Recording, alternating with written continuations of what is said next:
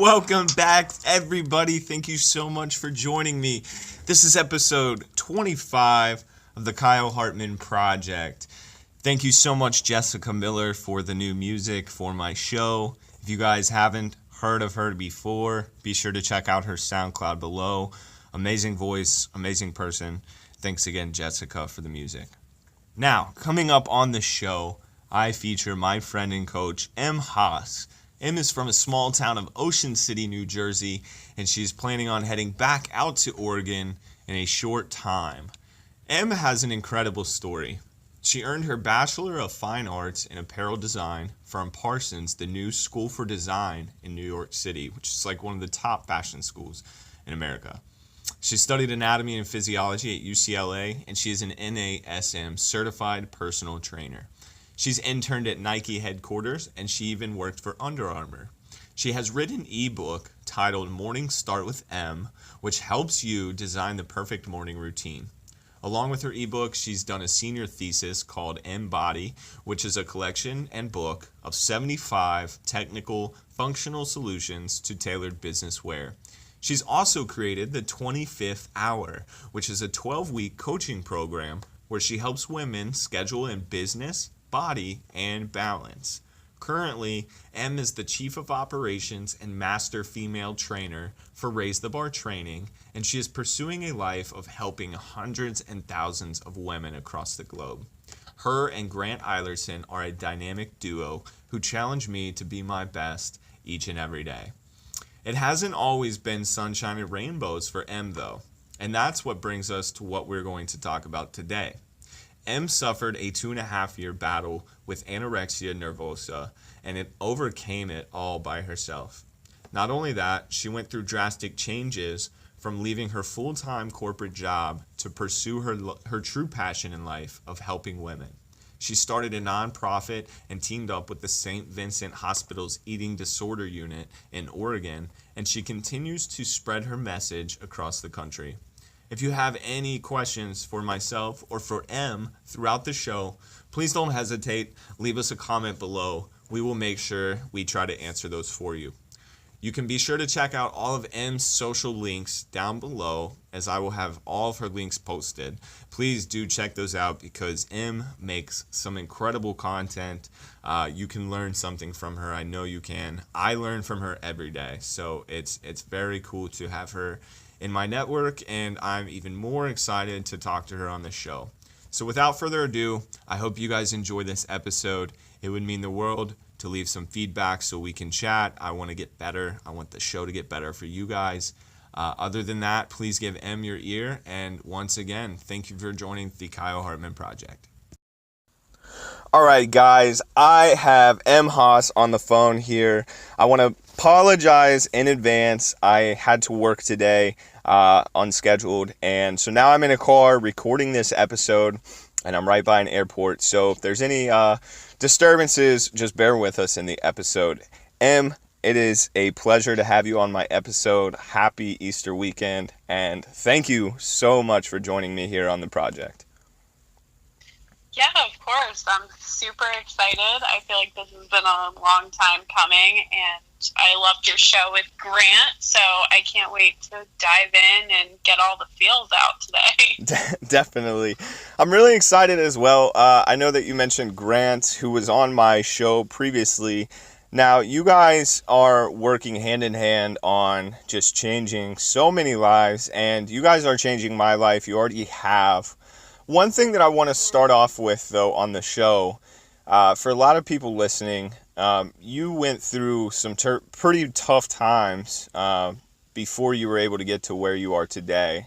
And for me, you know, I only know the Em Haas that everybody sees today because we've only met very recently. So can you kind of take us back to the struggles you went through? And I kind of want to get to what are the things that really made you dig deep to change and overcome those struggles to be able to position yourself to where you are today? Yeah, of course. And people are always kind of scared when they ask me about, you know, what I went through, because I did have an eating disorder for 2 years, and I am an open book. Like, I seriously, like, I talk to schools now. Like, I would travel to different schools and tell my story and have a PowerPoint and whatever. So I'm completely open to telling my story. And it pretty much started in 2009. I was a freshman in high school, and I kind of fell into that whole, well, I'm going to compare myself to my older sister, and, everyone knew me by my last name, and I'd walk down the hallway, and teachers would just immediately reference my sister when they would, meet me. And walking into high school, where it's you're just trying to fit in and be, super cool, now all of a sudden I have to fit, the mold of what all these people are telling me that my sister was, and how she graduated ninth in her class, and so I was the complete opposite. I was really creative. I was always in the art room in between periods. I was super creative, and just the complete opposite. I wasn't a complete dumbass, but I just, just not what everybody, when everybody heard the name, that's just not who they pictured, I guess, right? Right. So it just put a lot of pressure on me really early on. And I will totally admit that I put those expectations on myself. And so, this was the day and age of MySpace and stuff still too, though. So, I mean, I'm not sure if you were on social media, but I know most high schoolers were. And so you might have done it to yourself, but I would say that there's probably a lot of outside pressure honing in on that situation as well, in your defense. Definitely. And, I have to give you a little bit of history with kind of our relationship. We didn't really get along when we were younger, and as we got older, we definitely grew a lot closer. But the reason being is because I was kind of always the chubbier one. I was an overweight kid. I had cheeks out the ass. I was eating junk food all the time, and I just kind of, she had this amazing growth spurt in middle school, and didn't really have a weight issue after that, and I kind of drew the short straw. And so it was all of those feelings of when we were little, and just seeing how I was different physically, and then the other pressures of having to live up to her academic reputation kind of just fell on me. And so I was at a pretty normal weight, I would say. I didn't have a weight issue by any means. I was really tall for my age, and I matured a lot quicker than everybody else. So, I got a lot of attention from older guys, and people just older than me in general, I clicked with a lot more. So, I decided all of a sudden that the only way I could really gain back this sense of control and empowerment almost was by almost proving everyone else wrong based on my childhood history of being fat and everything, and not being good enough. That underlying message was just me not being good enough. Yeah. I thought the way that I could undo that was through food and exercise, and being the smallest girl in the room. And so, I got addicted to the idea that if I eat less and exercise more, I'm going to weigh less. And I obviously didn't know anything about nutrition then, and what the repercussions were for starving myself. But it literally all started. Freshman year, I had a snowstorm here with my best friend, and we were hanging out, and we ended up hanging out the entire day. And I was over her house, and I realized after playing outside all day and just hanging out with her that I didn't eat anything. And I felt this I'll never forget this empty, hollow feeling in my stomach, and just this really carefree, light feeling. Yeah. Because I wasn't bogged down by a heavy meal, and I wasn't thinking about food, and I loved it. Like, I loved just feeling that empty, hollow feeling, and that feeling is something that stuck with me for, 2 years after that, was that addiction to just feeling empty. And I later found out that that was like being addicted to just not feeling myself, like not being with myself, not acknowledging myself. And so it started off just with that day, and depriving myself of one meal turned into two, turned into 3 meals. Yeah. And I just got addicted to like taking away more and then doing more, and feeling my clothes starting to get looser. I remember that I lost my cycle like a month afterwards, and that's because my body was malnourished, and it obviously wasn't getting enough for what I was doing. Right. And it was this little secret that I just kept to myself. And I just remember feeling like such a badass that like that I was like doing something that no one else was doing, and that I was getting skinnier, and people started to recognize it. And it felt like this badge of honor. And the fucked up part of this situation is basically that I felt like the skinnier that I was, the more credible I was, the more people paid attention to me, the more important I was in a room. Do you feel like that's common with women, especially at that time? 100,000%. And so, okay, so at what point though did you begin to realize, you kind of fulfilled all of that for yourself? You had that badge. You started getting the response. At what point did it shift, though? And at what point did you realize that wasn't the right answer for you? I mean, was it health-related issues, or was it just more experience in life? Yeah, get me through that. So just basically, it progressed to the point where I was 5'7" and 85 pounds. Wow. And my heart rate was 35 BPM. And this was like, probably August of 2009. And I had started this whole restricting myself in March or April of 2009. So it was a significant weight loss. I probably lost 40 pounds or something crazy in those couple months. And were you working out still that whole time? Yes. Wow. So I would go to the gym. I'd basically lie about whatever I'd eaten at school. My mom would pick me up from high school before I drove, because it was still freshman year. Yeah. And she'd drive me to the gym. And my mom said, looking back at the situation, that she literally felt like someone taking an alcoholic to the liquor store. Ew, wow.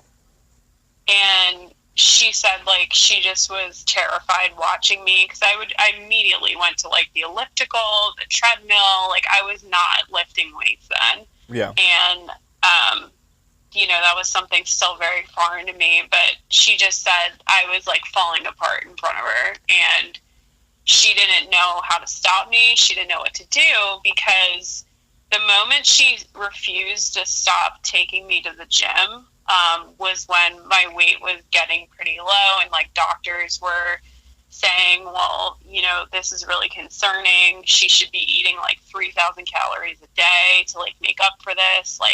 And my mom knew that I was never going to do this, and she'd have to literally strap me down to a chair, and that I was a teenager and I had a summer job and I had all these other things, and that she had a job, she had stuff to do, and she couldn't babysit me. And so when she would leave to go to work, I would sneak out and go on runs and things like that. So getting to what you were saying though, as far as what really made me decide to end all of this and turn it around, was the doctor's appointment right before school started, sophomore year, where they literally didn't talk about exercise or nutrition. My doctor, I remember, literally just straight up asked me, what do you want to do with your life? And up until that point, like, art was everything to me, like, before all this started. But my life was so consumed, and I always use the word consumed because obviously it has to do with food, but this whole thing was like mentally consuming me. And it was all about calories. It was all about burning them off. I woke up thinking about that, and I went to bed with it. Like, that's it. There was no friends, boyfriends, nothing. Like, So this is a true addiction then. Yes. The way it sounds. I mean, the way the toll it took on your mother, things of that nature. When I hear you talking about it, I mean, you and I'm not putting you down by any means. I just want to basically lay this out there that everybody has certain battles like this, and I just I think it's great you're opening up. But go ahead. Yeah. So at that point, they had tried like several ways of just giving me like stuff to eat that, like, during the day they'd give me food recommendations and shit like that. And I'll be honest with you, I would pack my lunch in front of my mom, and then as soon as I got to work I would throw it away. Or I'd go down to the beach with like my family or my sister, and I'd literally like bury my lunch in the sand, like. And it got so methodical and like so intentional, every single thing I was doing, that I would break up food and put it back in the Ziploc bags to look like I had eaten it.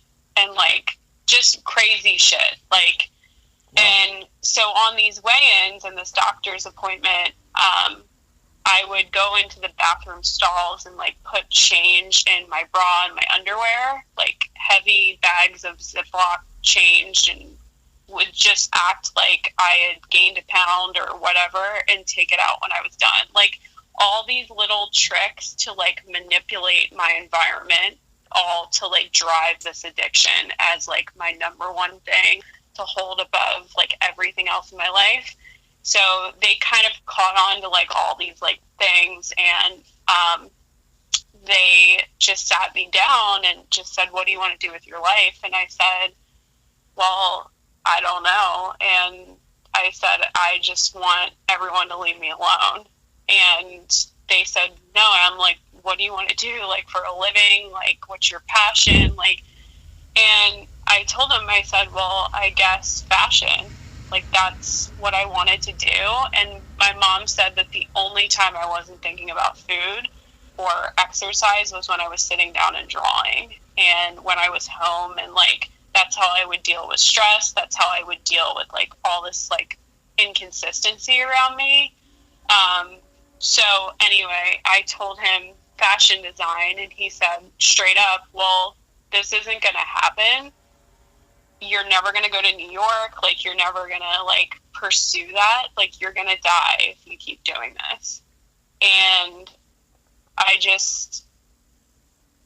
don't know. Like, I guess it was a combination of that conversation and seeing my mom like not being able to drive home because she was just so hysterical. Like, just the pressure of that. Everything. Yeah. Yeah. And I mean, I'm not going to lie. Like, even though it has nothing to do with like your parents or like anything that they did to you, there's some amount of guilt that your parents are going to feel like watching their child do that, and like people looking at them going, "Well, where were you?" Wow. Right. So that's deep. I think that there's something that can be taken from that for anybody that listens. There's a lot I think that people deal with, especially within families, but I think you're hitting the nail on the head with, the toll that it takes on your parents. Every parent obviously just wants the absolute best for their children. They might not know how to get them there, but like you said, they're going to wreck their brain trying to fix it. One of the questions I had for you, so I know that you've written some things. You have a lot of amazing resources out there for people that might need a hand, or are just looking for additional resources in life. What would you tell any woman out there who, no matter what stage they are in their life, who might just have that going on with them where, they're comparing themselves to, maybe it's a sibling or like the pressures of society. Like, what would be your best piece of advice for any woman dealing with something like that out there? Cool. So now, I mean, it's harder than ever because we are literally, you can turn to any website, platform. The basis of all advertising is you making feel like shit about yourself because of a product they're trying to sell that will fix your problem or whatever. And I get it to some extent, but you have to really understand and really comprehend and internalize that, like, you are the only you. Like, you literally are the only person that is you, and, you're the only Kyle Hartman. I'm the only M. Haas. And so, yes, someone can have physical characteristics that you may not have, but there's so much that is, deeper than that, deeper than surface level. And I think that you have so much more to give, like, than somebody that just has their body to offer, or, a smaller waist or a bigger this. And, I really want you to kind of fast forward in your life when you have grandchildren, or just looking back at, your 20s, your 30s, or anytime this is happening to you right now. And I know that people do it with their achievements as well, looking at other people, but do you want to remember you comparing yourself to other people, or do you want to remember, like, the moments where you were fully, like, living up to your potential, but you were also, like, giving the world, like, your potential? And that's like something that is so easily lost, and especially as, like, even an entrepreneur right now, like, I look at other people that have done this, or, like, have tried to be a fitness coach, but, like, no one has my story, and no one is going to have that same connection with my client. And so it's just, Wow. you have to really focus on that. And I don't know if I said that right, or No, if that was a little... No, I mean, for me, listening to that hit right home with me. I mean, I went through my own struggles to the point of, considering myself to have hit rock bottom. And like you said, like, I've really been discovering self-awareness a lot more lately, and learning how to value myself to the core, to where now I don't even think of what anyone else thinks of me, nor do I compare myself to anyone. And it's kind of allowed me to just be grateful for life in general. I don't really have any negative thoughts towards other humans ever, because I've, just become so happy within myself. And I love that you said that, because I think that is very relatable in a lot of situations for people. Whether they understand it right now or not, at some point in their lives, I'm sure they will, once they understand the true concept of valuing ourselves and just finding your true success, Yeah, and a lot of times it's because people don't want to do the work to figure that out. Work is everything. Oh, yeah. Okay, so let's talk just briefly. We got about 4 minutes left. But what would you say in a sense of work? And I know you're coming out with a new workshop, is that correct? I mean, what is your advice when it comes to work, and how much do you think is required to truly be successful with your goals? So whether it's your fitness goal or, business goal or anything like that, it all comes down to how much you value yourself, because that's how much you'll value your time. And what I like to basically, the 25th hour blueprint was made off of the concept that you have this hidden time that's maybe buckets that are here and there that you're filling up with scrolling through your phone or comparing yourself to somebody else. And there is always always time when you prioritize the things that are most important. And I categorize them as business, body, and balance. So I really help my clients figure out what fitness is going to help them reach their goals, but is also what works with their current lifestyle. So not changing the game completely so that as soon as we're done coaching, they fall off of it and the weight goes back on. So it's really making the fitness work around you. And then, of course, business, your non-negotiables, and balance, finding time for yourself at the end of the day. So. I love that. And I can attest to that. I'm in the program through Raise the Bar training. And honestly, I actually started learning more about work-life balance. That's what I call it. Gary Vaynerchuk was somebody who put that into my head. And you're absolutely right. I hope people check this workshop out because when you guys stop when you remove all that clutter that Em was mentioning, all the scrolling through your life, comparisons, when you can remove all that, you will unleash this unlimited potential of time for yourself that most people can discover, with hard enough work. And so I love that. Yeah, I think that that's a really good plan. It's something that everybody needs to check out, because when you guys start investing all of your time into yourself and your goals, your days really start opening up towards those goals. So, but Em, it has been a very fun interview. I cannot wait to bring you back on the show in the future to talk more about all the endeavors that you plan to get into. I know that you're not going to slow down anytime soon. You have many, many more lives to change. So I couldn't be more grateful for you to join me today on the show. Oh, yeah, of course. Thank you so much. And I'd just like to extend to kind of your listeners, whoever rates and reviews your show and leaves an email will get a free coaching call from me. Oh, okay. You guys heard it for yourself. If you leave a review, comment on the video, leave an email, you'll get a free coaching call with the one and only Em Haas herself. I would probably put an amount as far as like the value of that call, but I don't want to sound too ignorant. But trust me, it's a very valuable call that you would get. And Em, thank you for sharing that on my show. My listeners are great people, so it's really nice of you to do that for them. This has been another great episode of the Kyle Hartman Project. Thank you guys so much for tuning in to episode 25. Next week, we have Shep in the Wild for episode 26, so check it out. Thank you guys so much again. Have a great day.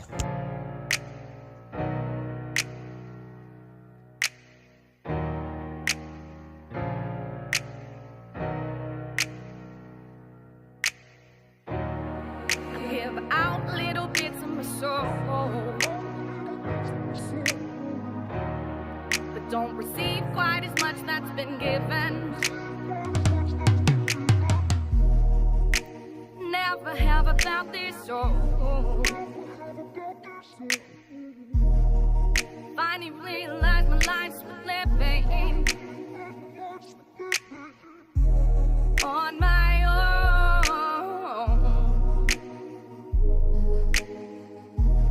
On my own.